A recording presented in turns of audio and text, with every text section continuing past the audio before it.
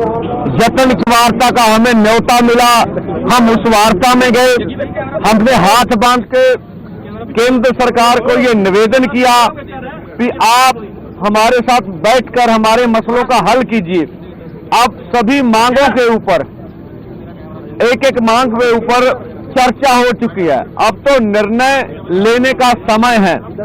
अगर केंद्र सरकार का हेड ऑफ स्टेट आगे आए और वो कहे कि हम एमएसपी गारंटी कानून बनाने के लिए तैयार हैं, ठीक है, आगे इससे आगे बढ़ा जा सकता है और स्थिति को शांत किया जा सकता है। जो हमें नजर आ रहा है, यहाँ एक एक माँ का एक एक बेटा है। हम अपनी ओर से बिल्कुल पीसफुली रहेंगे, पर जो हमने देखा कि केंद्र अर्धसैनिक फोर्सों के द्वारा किसान और मजदूर की आज खून की होली खेलेगा। हम कहते हैं आपका दायित्व बनता है, हमने भी प्रधानमंत्री बनाने के लिए वोट दी होगी। ये देश सभी का है, प्रधानमंत्री सभी के हैं। उनको आगे आके परिस्थितियों को संभालना चाहिए और हमारी मांगे मान लेनी चाहिए। 1.5-2 लाख करोड़ रुपया ज्यादा बड़ी रकम नहीं है। इसके ऊपर 60% किसान निर्भर कर रहे हैं। खेत मजदूर जोड़ लें तो देश की 80% आबादी बनती है। तो हमारी पूरा प्रयास है कि पीसफुली रहेंगे, अथवा अगर केंद्र को ऐसा लगता है अभी मांग मानने में कोई उसे दुचित्ती आ रही है, तो हम कहते हैं प्रधानमंत्री जी, संविधान की रक्षा करना आपका दायित्व है। आप संविधान की रक्षा कीजिए।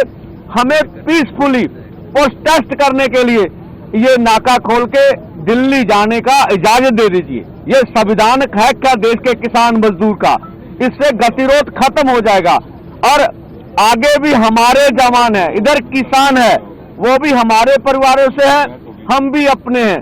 इसलिए हम नहीं चाहेंगे कि हम ऐसा कुछ हो तो जो देश को आज दुखद तस्वीरें देखने में सामने आए।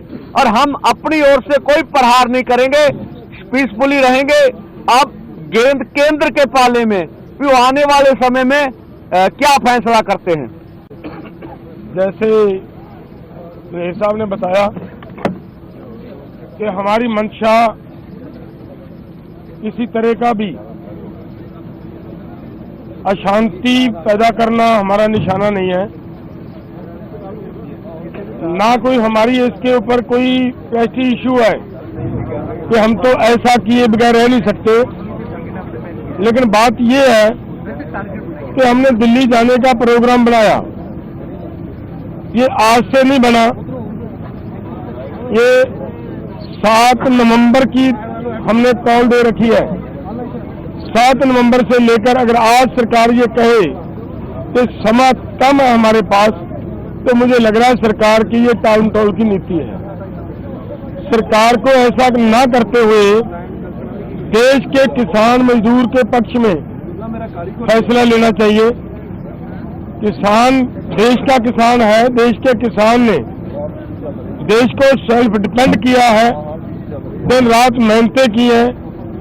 7 लाख के करीब आज तक किसान सुसाइड कर चुका है। लेकिन ऐसे हालात में भी अगर सरकार किसान से बात करने की बजाय ऐसा प्रबंध करे कि किसानों को रोकने के लिए इतने इतने बड़े बैरिकेड्स लगाए, तो ये उचित बात नहीं होती। हमारा निवेदन है कि हम शांतिपूर्वक ढंग से दिल्ली जाना चाह रहे हैं। सरकार कृपया हमें खुद ब खुद अपने वो बैरिकेड्स हटाते हुए दिल्ली जाने की अनुमति दे, वहां दिल्ली बैठने की व्यवस्था बना दे। हमें कोई दिक्कत नहीं है। लेकिन अगर फिर भी नहीं ये सरकार करना चाह रही, तो फिर हमारी मांगे हैं वो मान ले।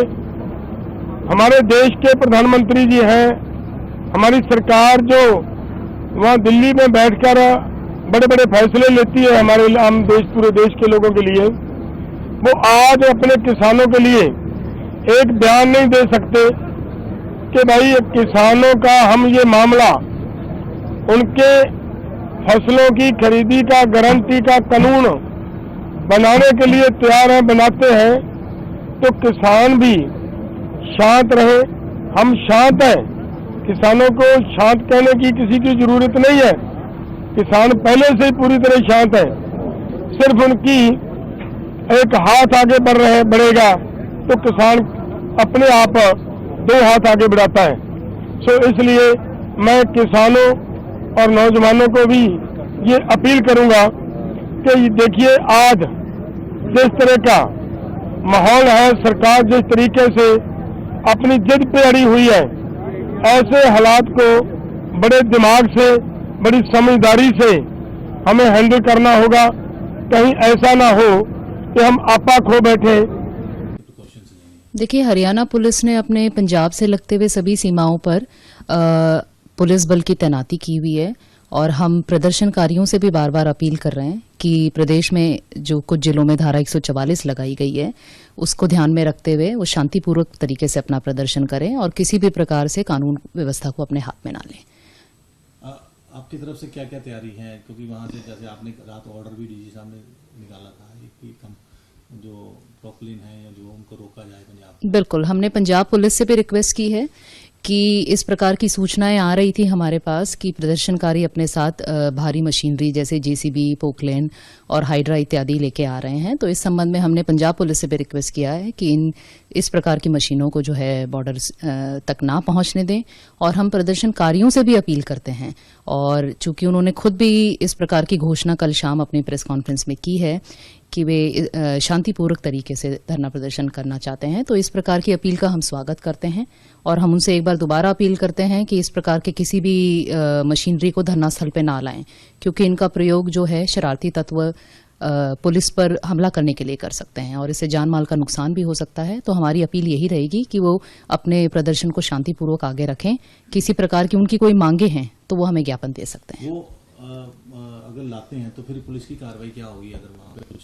देखिए, पुलिस बल को इस बारे में जो है डीजीपी हरियाणा द्वारा समय समय पर ब्रीफ किया जा रहा है और उनसे भी उनको भी यही डायरेक्शंस हैं कि शांतिपूर्वक तरीके से जो है प्रदर्शनकारियों से निपटा जाए और किसी भी प्रकार की कोई भी असामान्य स्थिति ना हो, इसके लिए जो है वो अपना डायलॉग ओपन रखें उनके साथ और कानून व्यवस्था को बनाए करने के लिए मौके पे जो उचित कदम उठाए जा सकते हैं उनको उठाएं। आगे बढ़ते हैं तो फिर क्या कार्रवाई होगी और कितना पुलिस बल और पैरामिलिट्री आपने? देखिए, उस पुलिस बल की अगर बात करें तो हमारे पास जो है 50 के करीब law and order companies Haryana police की वहां पर अलग अलग स्थानों पर हमने डिप्लॉय कर रखी हैं।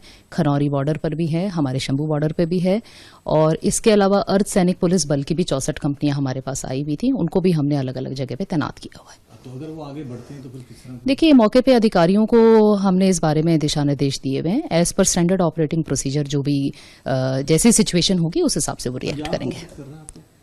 पंजाब गोल है कि आज से वो दूसरे बॉर्डर पे किस तरफ बढ़ेंगे, तो किस तरह की तैयारियां? देखिए, दिल्ली बॉर्डर पर झज्जर पुलिस पूरी सजगता और सतर्कता के साथ अपनी ड्यूटी कर रही है। हमने टोटल जो है 10 कंपनियां हैं अभी जो डिप्लॉयड हैं, जिसमें कि ट्रैफिक ड्यूटीज भी है और 2 पैरामिलिट्रीज हैं, 2 हमारी बिल्कुल ही ट्रेंड कंपनीज है और बाकी कंपनीज है।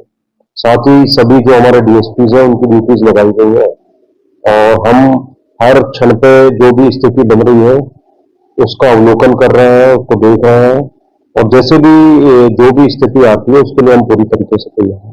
कुछ स्पेशल ट्रेनिंग दी गई है सर? जी हाँ, हमारी सारी कंपनीज जो है उन्होंने पुलिस लाइन में प्रैक्टिस की है, स्पेशली ट्रेंड है और जो स्थल है, जो बॉर्डर है, वहां पर भी प्रैक्टिस पूरी उन्होंने कर रखी है। निरंतर उनकी जो है तैयारी चल रही है और हम पूरी तरीके से तैयार हैं। अगर कोई भी उपद्रव करने का प्रयास करता है, कानूनी व्यवस्था को बिगाड़ता है, तो उनके विरुद्ध सख्त से सख्त कार्रवाई जो कानूनी बनती है वो की जाएगी। आम लोगों के लिए कोई नई गाइडलाइंस या कोई नई फॉलोअप? आम लोगों से मेरा यही आह्वान है कि जो भी है आपको ट्रैफिक एडवाइजरी हमारे द्वारा जारी की गई है, जिसको हम समय समय पर अपने ट्विटर हैंडल पर भी डालते हैं और साथ ही अखबारों के माध्यम से, सोशल मीडिया के माध्यम से आप तक पहुंचाते हैं, तो उसकी आप पालना करें। और हमारा प्रयास है कि हमारे जो भी नागरिक हैं झज्जर जिले के, सभी गणमान्य नागरिक और सभी लोग कोई भी परेशान ना हो। देखिए, मैं सबसे पहले तो ये कहूंगा कि चौथे दौर तक की बातचीत होने के बाद किसान संगठनों के माध्यम से जो प्रतिक्रिया आई, हम उसे संज्ञान में लेते हुए पुनः पांचवें दौर की बैठक, और उस बैठक में ऐसे सभी मुद्दे जिन मुद्दे पर हम मिलकर समाधान निकाल सकते हैं, वार्ता के लिए हम तैयार हैं।